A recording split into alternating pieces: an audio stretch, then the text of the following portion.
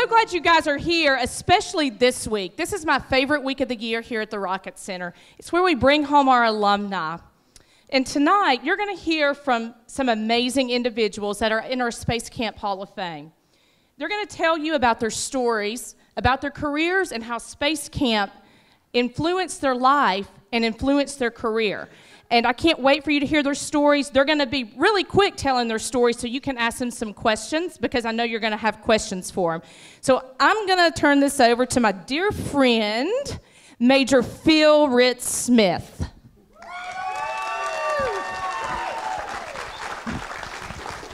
Thank you, Miss Amber. And thank you all for joining us this evening. We're really glad to have you. As you can read on the slide, I'm the executive director of the Space Camp Hall of Fame and was inducted back in 2008. It's a pleasure to come back every year and every time that I come that I can to the Rocket Center. I'll tell you more about me later and put you to sleep here in a little bit, but I'm not going to start us off. I'm actually going to pass it off to Pettigrew to start us off with telling us a little bit about her experience.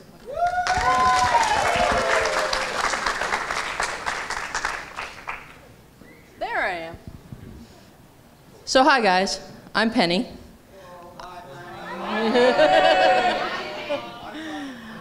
I actually live here in Huntsville, Alabama now, which would not have happened had I not gone to space camp as a kid.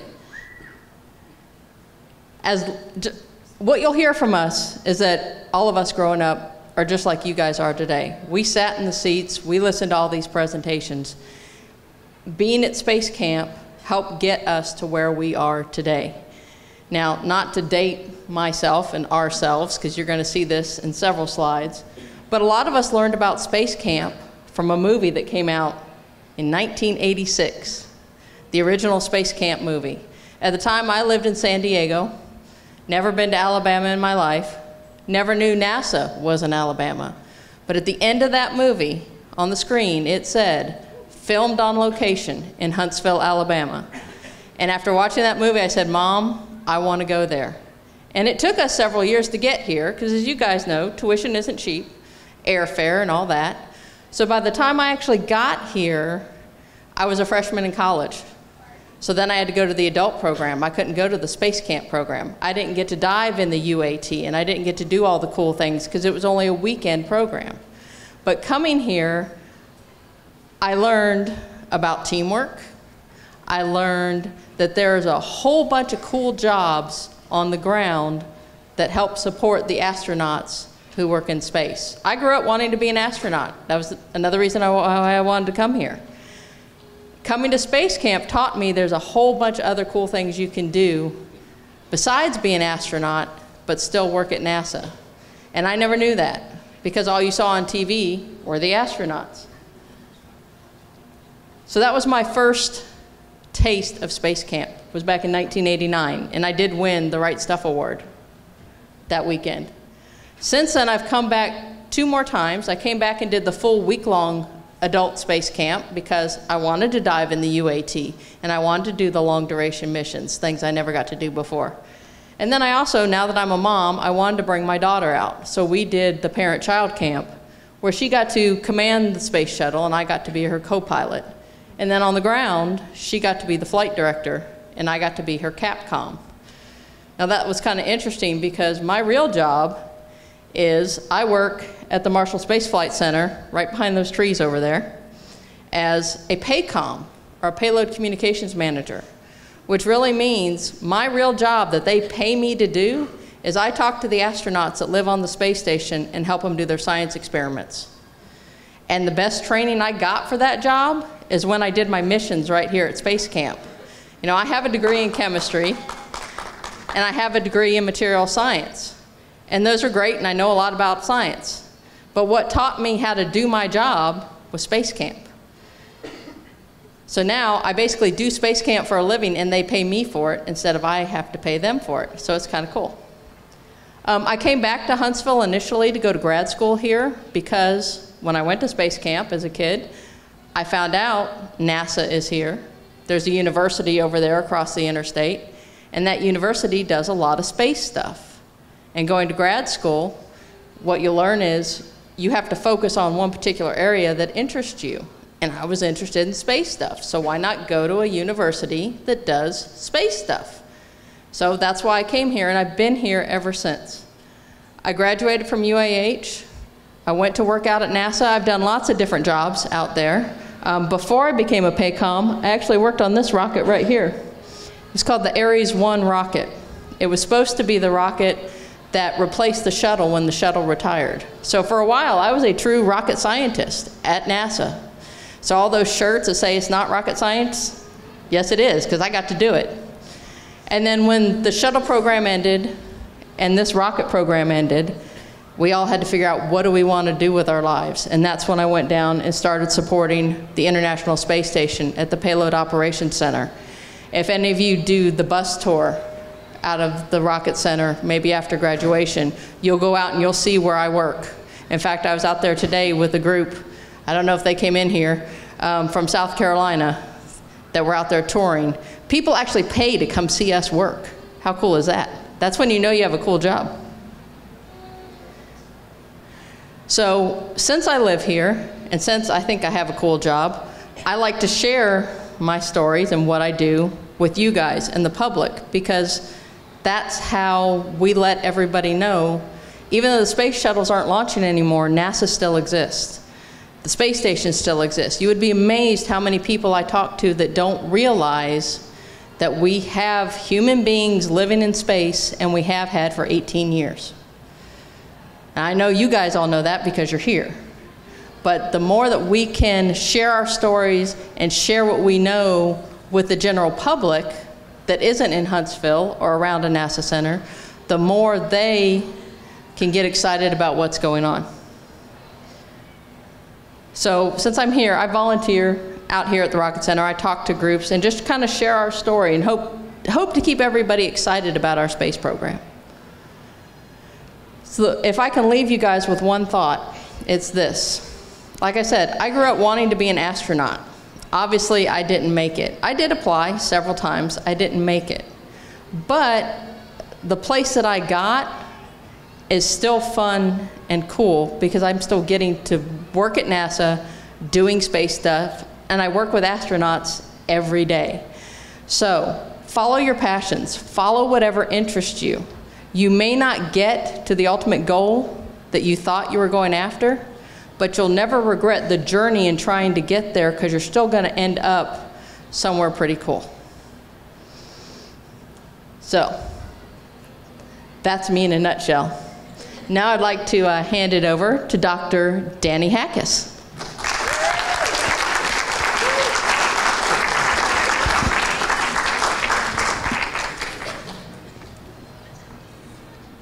Good evening. Good evening. Most people call me Dr. J, but Dr. Jim Allen calls me Dr. On to Mars. Because my pathway to get here started in southwestern Colorado on the Southern Ute Indian Reservation. And I can say the space camp inspired me, but it acted as an accelerant. You know, accelerant is like, think about a fire and you're throwing like 2 gallons of gasoline on it. Because space camp did not exist when I was a young man. I remember watching every single space flight from when I was a kid. I remember vividly watching Gordon Cooper in the last flight of Mercury being launched. And I'm a 6-year-old kid watching this on a black and white TV in the middle of the Southern Ute Indian Reservation in Ignacio, Colorado. That's about as far away as you can get from NASA. But the inspiration that said, isn't that the coolest thing to do? To be put on a top of a rocket in a tin can and get launched into space at 17,500 miles an hour? That is the coolest job in the world. I want to do that. But didn't get to it, but that's okay. You aim high, because you shoot for the stars. You aim high, you'll get there. Never give up. But my plan B was to stay in my community and become a science teacher. Stay close, because I lived on a ranch. You know, my folks needed help. But I said, that's what I can do. I can become a teacher, stay in my community. But I never lost that love for space. So in 1991, I came down, 91 or 92, I knew that Space Camp had existed. I saw the movie, and again, like Penny said, it was inspirational. I knew part of it was kind of hokey, but I said, this place existed. So I came down here. When I saw that Saturn 1B rocket out there, I go, wow, this is cool. Went through, just kind of walked through the museum with my family, and I said, I have to bring kids here because this is cool. I think this is cool. I think I need to influence kids. Being a teacher, you try to inspire them and influence. So I started bringing kids. First group was 2. The next year was 2. Then I just said, kids, let's go to Space Camp. And so I had to teach them about Space Camp. To date, I brought 531 kids from Space Camp from very poor district. And you know, when you help your community, you give back. And I don't have any qualms about opening my wallet and said, you know, you can't make it. And I go, I see kids with talent in them. I said, you're going to Space Camp. They say, can't afford it. I said, no, you're going to Space Camp. We'll find a way. So you find your way to get what you need or where you need to go to. So these are just some of my kids here. But how it's inspired me, it's like I said, it's been an accelerant. It has made me passionate. I know we're going to Mars. You know, I may not see it, but you're going to see it. So have that passion in your heart. Reach for the stars. Do the best you can. Never ever give up. Because we're going to get there. You're going to see some amazing things. So please, never ever give up. And again, these are some of the things that I'm doing now. I feel my job at the rest of my life.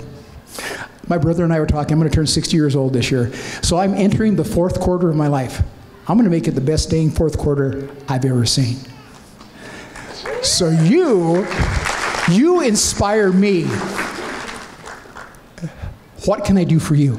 Because we're going to get there.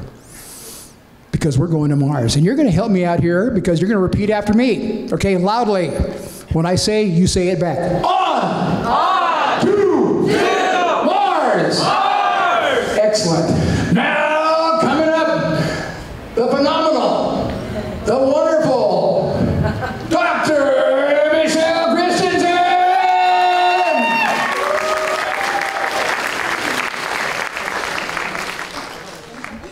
That was quite an introduction. I hope I can live up to all of that excitement.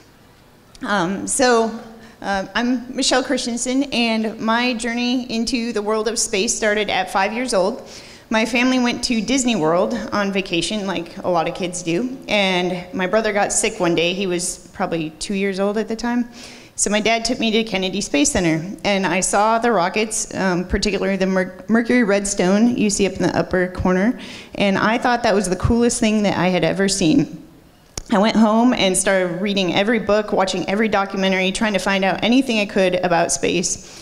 But I grew up in a very small town, and I didn't know any other kids that were into space, and I kind of felt pretty isolated. I was reading the Space Shuttle Operator's Manual at school one day, and a kid said, "What are you doing, studying to be an astronaut?" And I was like, yeah.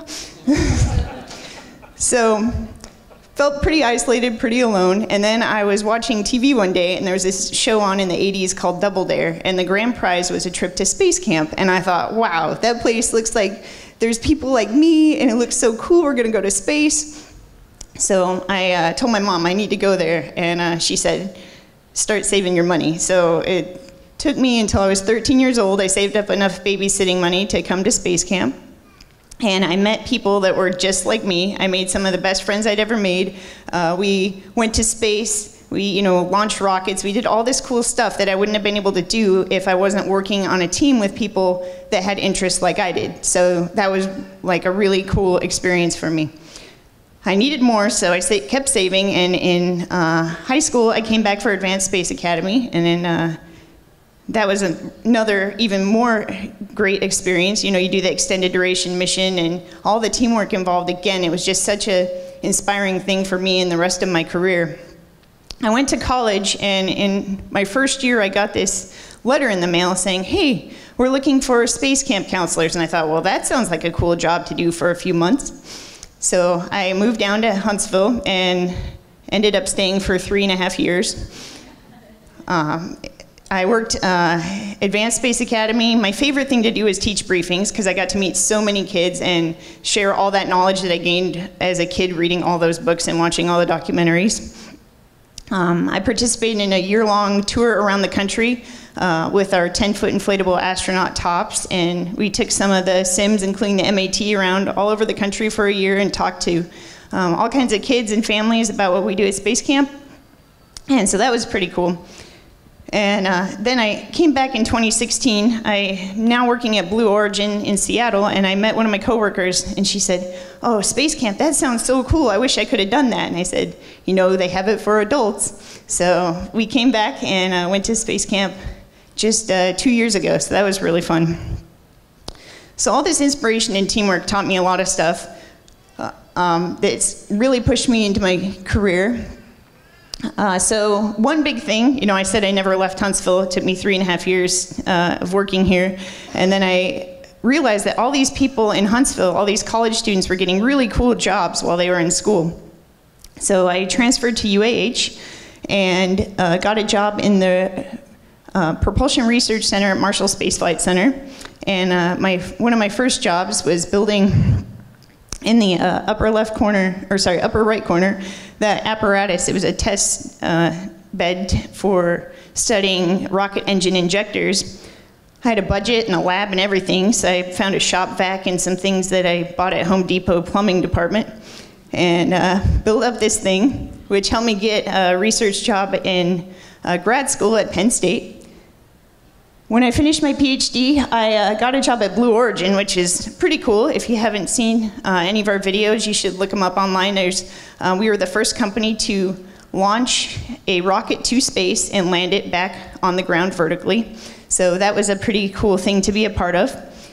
In my first year, I got to do a bunch of different things, and one of them was designing the reaction control system, so the little thrusters on the bottom of the rocket to help it come back in and land. Since then, I've been working as the test lead for various projects and recently got moved up to the lead for all of BE-4 engine. So that's a 550,000-pound thrust engine that will fly our next rockets, a very large orbital rocket, to space. And you can see a picture of a test we did earlier this year. So I like to really get involved in the aerospace community and try and give back as much as I can. Mentoring is a huge thing. I've had a lot of people that have helped me find things that I can do with my career. So I encourage all of you to look for mentors that can help you. Find somebody that has a job you think is cool or does anything that you think might help you out, even a teacher that has interests similar to you, and talk to them. I think that's really important in helping you find paths and open doors that you wouldn't otherwise think of. I also work with the Seattle Space Gals. So Erica Wagner, who's getting inducted to the Hall of Fame tomorrow, founded this group in Seattle for women in the aerospace industry. And one of my hobbies is jewelry making. So I make things I cast with an oxyacetylene torch, make little wax parts and all kinds of just small jewelry, and sell that to earn scholarships for young women in the Pacific Northwest to go to space camp. And then last year I was inducted to the Hall of Fame, and again, another really important part of that to me is raising funds for scholarships so that we can send more kids to camp and being part of selecting them. So I think that's all I have. So I'd like to introduce someone that doesn't need an introduction because he already introduced himself, Major Filbert Smith. Thank you. Ah, that light. Whew. Don't adjust your TV sets. I'm only 5'5", but I fit well in a fighter, so it works out well. The groups that we have here, are they all AC? Are they a mixture of AC and Space Camp? Any Space Camp or Space Academy groups here? Okay. AC groups? Okay, so good, a mixture of both. So I am a graduate of Space Camp and Space Academy, and then I guess kind of a real graduate of AC in the adult, kind of world here. I've got a couple of videos in between slides here to kind of show you what I did as playing fighter pilot. For those who don't know, for the Space Camp ones who aren't going through AC, AC teaches you a lot about, the fighter pilot world and air-to-air combat and make it, like Top Gun. But of our training, about 40% is air-to-air, learning those basic fighter maneuvers, air combat maneuvers, and about 60% is air-to-ground. I spent about a year and a half deployed over to the Middle East, flying the F-15E Strike Eagle over there. And we were watching some guys park a van on the side of the road, start digging, and saw them kind of digging to put what we call an IED, kind of an improvised explosion device, trying to take out some of the good guys. We think that's what it is. So we're following the guys after they take off, and we send an Army QRF, a quick reaction force, to go see exactly what they just did. Well, the Army QRF has got secure radio comms with us up at 20,000 feet and say, yep, they just put an IED on the side of a road. We've disarmed it, but we've kept one of our targeting pods from 20,000 feet using infrared. We followed them at night into the trees. They thought they were being smart and they thought they got away. And we followed them and were able to see those two guys. And now it's like hundreds of little pieces of two guys. So don't do bad things. That's the lesson you can take out of that one. So moving on, I gotta get good videos in here to keep y'all awake. Here's me. In fourth grade, I had a fourth grade teacher, Miss Terrell, who got me all sorts of interested in space. Taught me about things like Space Camp and the space program, and I just fell in love with it. Saw Space Camp, the movie, like every other Hall of Famer that you'll see today, and get excited about the space program. I'm from Tampa, Florida. Any Tampa folks? Sweet. Where it's just as hot and just as humid as it is here. Where we got to go out to Kennedy Space Center and see the vehicle assembly building and the shuttle on the crawler and all that cool stuff. I mean, it was just a great experience for a kid. I went in 1991 to Space Camp. For those of you who don't know, they actually had Space Camp in Titusville, Florida at the Space and Rocket Center at Kennedy Space Center. Went there, and then I went to Space Academy here a couple years later. And just the best two experiences of my life. Coming out to Space Academy was my first time in an airplane at all. I flew on a Delta L-1011 from Tampa to Atlanta and then landed at Huntsville. Another fun video. There was a sniper in this building. There is no longer a sniper in this building. There is no longer a building in that building. So Wild, Burke Hare, a 2011 Space Camp Hall of Famer, and also retired Lieutenant Colonel, GPS Space and Missileer in the United States Air Force. GPS is how we hit this building so precisely, and my skill. Mostly good looks on my part. 500-pound times 2 GPS-guided weapons hitting simultaneously on both sides of the building, taking out that building and dropping it in Iraq. All right, so where did I go after Space Camp? Well, after Space Camp, I started flying 1 year after Space Academy at 15 years of age. I flew that little hunk of junk in the middle there, the Piper Tomahawk. They call it the Trauma Hawk.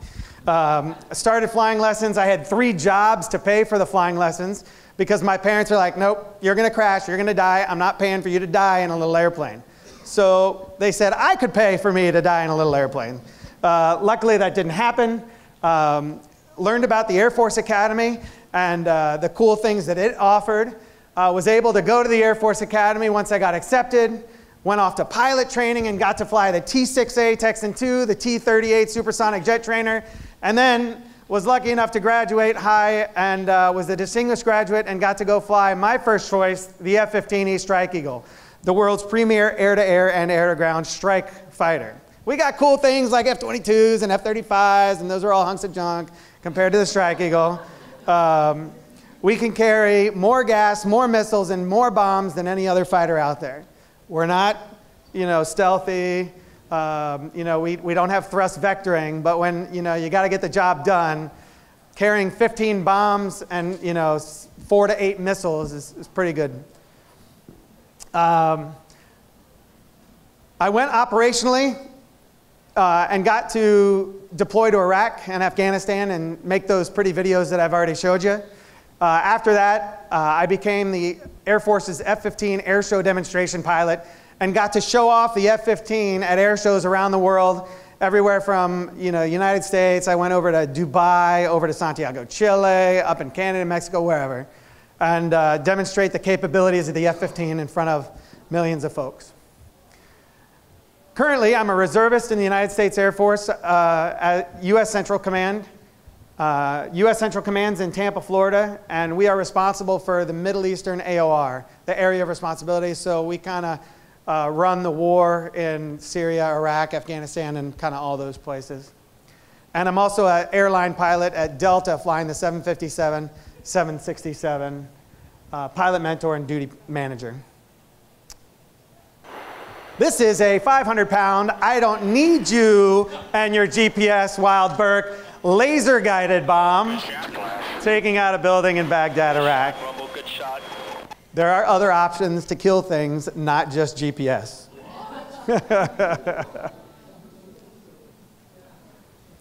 So how am I still involved? Yes, the little orange car is for the little orange fighter pilot. I volunteer through Delta Airlines with our pilot ambassador program, speaking in front of, you know, schools or crowds at different locations about flying, about my journey, which always includes my Space Camp and Space Academy time. I volunteer with Civil Air Patrol. For those who don't know what Civil Air Patrol is, I didn't when I was your age. I didn't start volunteering with Civil Air Patrol until I was an adult. But it's a great program where you can fly airplanes. You don't even have to pay for the flying. You get to learn about kind of, you know, the Air Force. They're kind of an auxiliary of the Air Force where you get to wear uniforms and learn how to march. You become observers in aircraft. And their responsibility, depending on where you are, is to find downed aircraft and also do, you know, during flooding and stuff like that, they'll do aerial reconnaissance. You know, report back to National Command Center on what's going on. I volunteer, as you can see, with the Space Camp Hall of Fame, and love coming back here and speaking to, you know, orientation, new orientation, speaking here, and love talking with folks, answering questions. Yeah. The last thing on the slide here, everyone is a demo something. And that gets back to what Penny was saying. This program may not be the career launcher for you to become an astronaut. I wanted to become an astronaut. Luckily, there's no height requirement. I could have become an astronaut. But at the Air Force Academy, I signed up as an astronautical engineering major. I can barely spell astronautical engineering major. But I signed up for it because I thought that's what you had to do to become an astronaut. And then I took this class called Multivariable Calculus and Differential Equations. And I took that class for a week and I went, I'm not going to be an astronaut if I have to complete this math course and 2 other math courses. So my major changed. I graduated. I got to become a fighter pilot and demo pilot and, you know, drop bombs and shoot missiles. And now I'm an airline pilot trying not to spill your coffee on your way to space camp. But this can be the launching point for a great career in space and aviation. Just because you didn't become an astronaut doesn't mean you failed at your goals in life. There are plenty of career fields out there. Last one. See that guy running? One more time. So this is a AGM-130. It is a data link weapon. It is a 2,000-pound bomb with a video camera on the front of the bomb and a rocket underneath the bomb. We shoot this thing way far away, miles and miles away, and the backseater in my F-15 has imagery of the target. It's got a camera with a data link pod that shoots the video back to the airplane, so he's literally watching on one of his screens in the airplane the camera feedback, and that's what you're watching here is the camera, and he can guide that weapon to the target and make sure it goes in the left window pane of the left side of the house versus the right window pane on the left side of the house. And you're going to see the guy running away because you can hear these weapons as they're about to hit. You can hear them about 10 seconds out. It sounds like a loud whistle. So look on the top left. You can see him running, running, running, not going to run fast enough for a 2,000-pound bomb. So that's my story. I'd like to introduce one of my heroes, Michelle Lucas. She's got a great story to tell, and she is a fabulous friend and wonderful human being.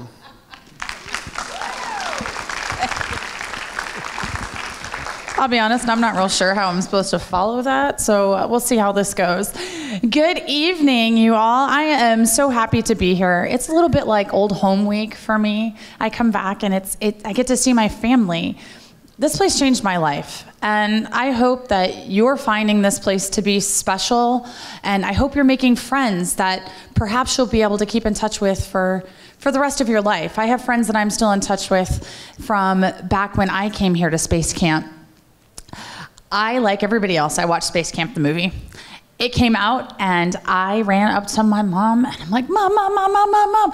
There's this thing called Space Camp. Oh my gosh, I really want to go.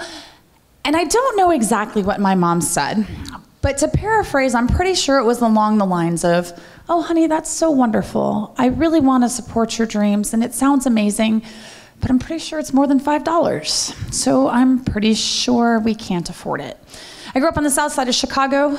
I come from an area where 5 years ago, less than 17% of students would go on to post-high school education. So the idea of talking about space was a little odd, but I was the little girl, kind of like Michelle, who I was studying every space book I could find. I went to the library, and the librarians knew me as the little space geek because I would walk in and I would say, you know, Mrs. Abbott, are there new space books? No, Michelle, I'm sorry. We have not gotten any new space books in the last 2 days. Okay, well, I'll be back tomorrow. Do you think you'll have more tomorrow? Michelle, I'm sorry. I don't think we're going to have more tomorrow, but keep checking back. So I wrote to Space Camp, and I said, hey, it looks amazing. Would you send me a brochure? I don't think I can afford to go, but would you please send me a brochure? And they didn't just send me a brochure. They sent me a scholarship application. And I filled out that scholarship application, not really knowing what to expect or expecting anything, to be quite honest. And imagine my excitement when in the mail shows up a letter saying, congratulations, you've been awarded a scholarship to Space Camp. It was amazing. I was in 4th grade. I had never been on an airplane, and I was still not going to get on an airplane at this point. I will never forget my father drove me here to Space Camp, and he drove overnight because he didn't want to listen to me chatter about space for the 12 hours drive that it was going to be, and he knew that was exactly how it would go. So we drove overnight. I came here, and this is a picture of me and Cynthia Skolak here at Space Camp. I became a huge fan of Miss Baker, and I started leaving her bananas back then, and I still do. I have a banana in my room that I'm going to leave for her before I leave this weekend. But I didn't just come to Space Camp once. I was fortunate that I applied for a scholarship again, and I came back for Space Academy and Space Academy 2, which is now Advanced Academy. And I'm going to be really honest with you. My middle school years, to be blunt, were so far less than pleasant. I don't really have words that are probably kind enough to use in here. They were awful. I hated school. I was bullied. I was the kid who was shoved into lockers and made fun of because all I wanted to talk about was space. I didn't want to talk about whatever TV show or music group. I wanted to talk about the space shuttle flights that were happening. I was sad I wasn't alive for the moon landing, but I wanted to talk about that and why aren't we going back to the moon? And people looked at me like I was weird. And I felt so uncomfortable in my own skin. And then when I came back here in middle school for Space Academy 1, what happened is what I found my tribe. And I hope that some of you have found your tribe. The idea that there are people here who are like you, who have the same interests as you, who have the same passions as you. And it makes you feel comfortable that you can be you. Space Camp when I was in 4th grade was amazing. But Space Camp in middle school really changed my life because I was having second thoughts of maybe I don't want to be a space geek because I'm kind of tired of getting beat up and I'm kind of tired of being made fun of.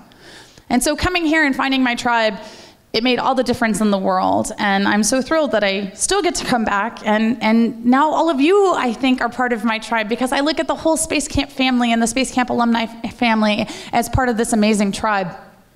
So when I graduated from high school, I went on to Purdue University and Embry-Riddle Aeronautical. Sorry, I missed some of my pictures. There you go. I went while I was in college, and I was a counselor at Space Camp in Florida. I went to school at Purdue University and Embry-Riddle Aeronautical. Still wanted to work in the space industry. That was all I ever wanted to do. And when I graduated, I got to have that dream, but before that, I had some amazing experiences. I flew on the Vomit Comet, but something very interesting happened. I learned what I didn't want to do. I did fluids research on the KC-135, and I realized that I would much rather watch paint peel than do fluids research for the rest of my life. So sometimes you're going to have experiences that are very valuable because you figure out what you don't want to do. I went to work at Johnson Space Center after graduation. I started off on the Payload Safety Review Panel for the International Space Station. And then I became a flight controller for the space station. I had some absolutely phenomenal experiences that I feel so fortunate to have had. I went and worked in Russia and Germany and Japan. The picture in the bottom corner is me at the SOUP, which is the Russian Mission Control. In the center on the bottom is in Mission Control. I was part of the NASA underwater missions, NEMO, and all of this really launched because of Space Camp and because this magical place kept me on my path of pursuing my dream. I went on to become a technical instructor for astronauts and got the great opportunity to work with crews that were going to fly in space for 3 to 6 months. One of my favorite memories, and she's my favorite orbiter because of it. I got to crawl around Endeavour. I mean, as a kid, I could have only dreamed of this. Then life changed a little bit, and I found myself taking a different path. I thought I had my path all figured out. I was going to work at NASA for the rest of my life. And actually, I'm going to back up because we have a minute. I do want to share a bit of a story with you that I don't always share with everybody. Like many of you have heard, I wanted to be an astronaut. It was my goal. It's what I told everyone I was going to do. And I had something happen to me about 3 years into my career at Johnson Space Center that was, at the time, one of the most devastating things that could possibly have happened. I ended up in the hospital with kidney stones. And I hear because some people know how painful that is. And yeah, it was painful, but that wasn't the painful part about it. The painful part is that kidney stones are an automatic disqualifier permanently for becoming a NASA astronaut. So my life kind of fell around my feet. And if you've seen the cartoons where when somebody's really sad, they eat a lot of ice cream. Well, I'm not really an ice cream person, but I will tell you I am a cupcake and sprinkled donut person. And so I ate more than one human should probably eat in a lifetime. I ate a lot of cupcakes and donuts in the course of a month. And then I realized that, you know what? I've had amazing experiences that I don't think I could have even dreamed of, even when I was sitting here at Space Camp. I had amazing things come true because I was willing to work hard and because I had people who supported me along the way. And so I ventured out into the world and I became an entrepreneur, which is really scary. My mom looked at me like I was insane. She's like, you're gonna give up a regular paycheck and you're gonna do what? I, with a business partner, started Unify Space Agency, a management agency for retired astronauts, and we started National Astronaut Day, May 5th, which I hope in big, loud voices, what happened on May 5th, 1961? Cinco de Mayo. Ritz, you're fired. Alan Shepard launched to space. So May 5th, 1961. So to celebrate that, we started National Astronaut Day. But I really wanted to give back to the world. And so I started Higher Orbits, which is a 501c3 nonprofit that uses space to get kids interested in science. And we launched student experiments to the International Space Station. Penny and I were just talking, we have some bees on board from some of the Go for Launch students, and the astronauts were asking about them. And so my path changed from what I thought it was going to be. But it still is all centered in the fact that here at Space Camp, I found I could be who I wanted to be. And in life, I've grown into different ways, and you know, it's funny, I look a little dressed up for Space Camp, I know, but I realized I'm a clothes horse who loves stars and clothes, and being an entrepreneur, I get to be me.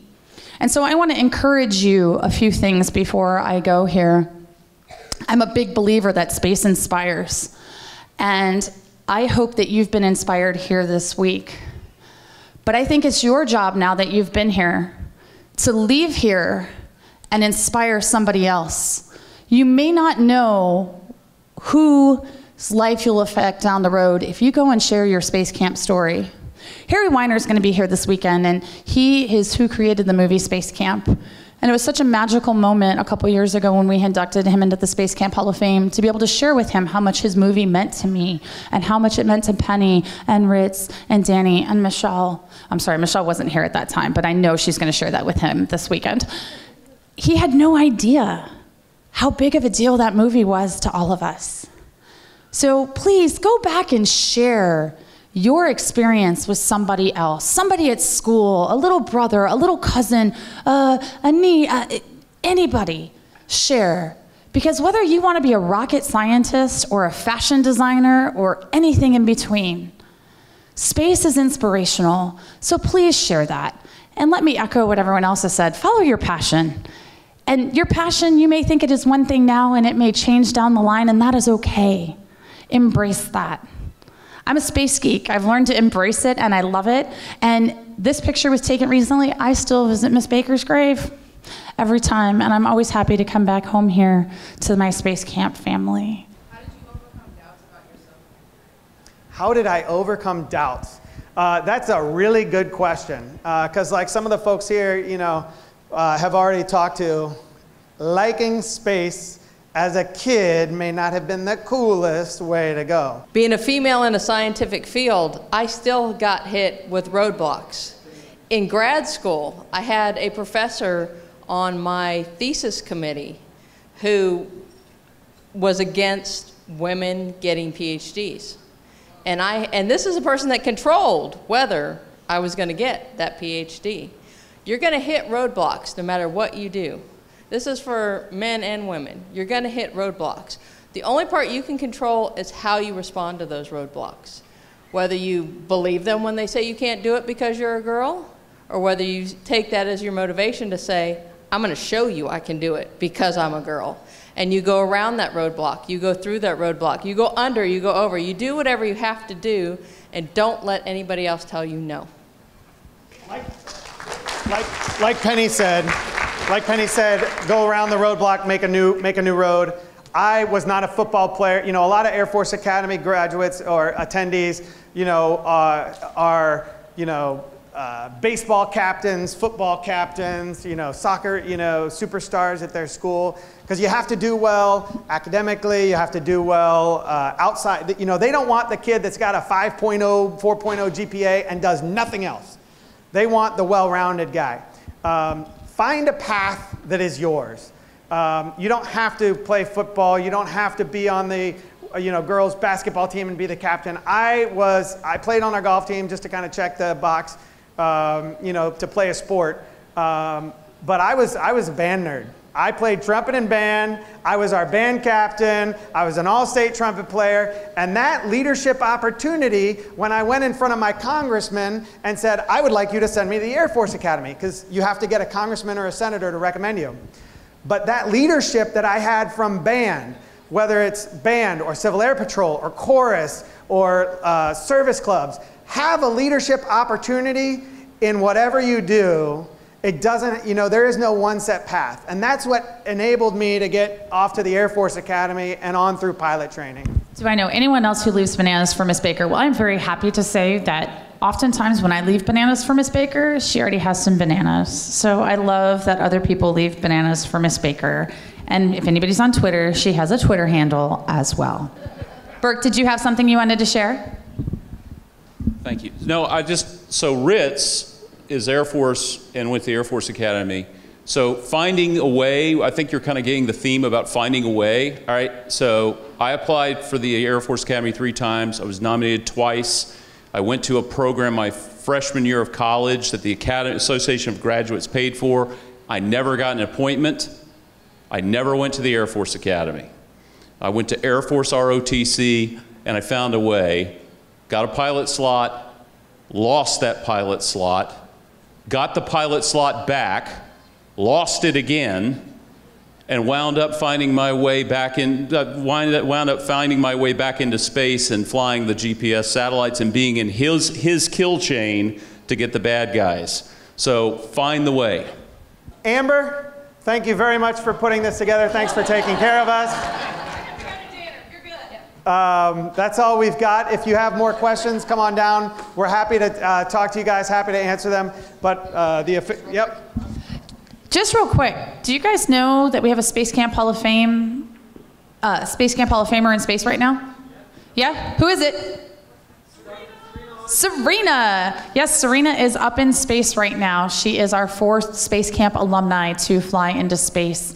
And so there truly is a path from here to space, but there's a path from here to a lot of different places. And so find your path and embrace that path. But definitely, I hope you all know about the website Spot the Station, so you can find out when the space station's gonna fly overhead.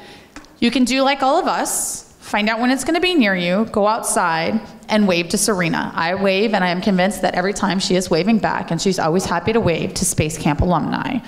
That's it. And I guess that's all she wrote. Thank you so much for coming to spend part of the evening with us. We'll hang out down here for a few minutes if folks have questions before they have to go. We'll also be around all weekend long, so feel free to find us, ask questions, have a blast. I'm a little jealous. I want to come back and go to Space Camp as a camper again, so enjoy.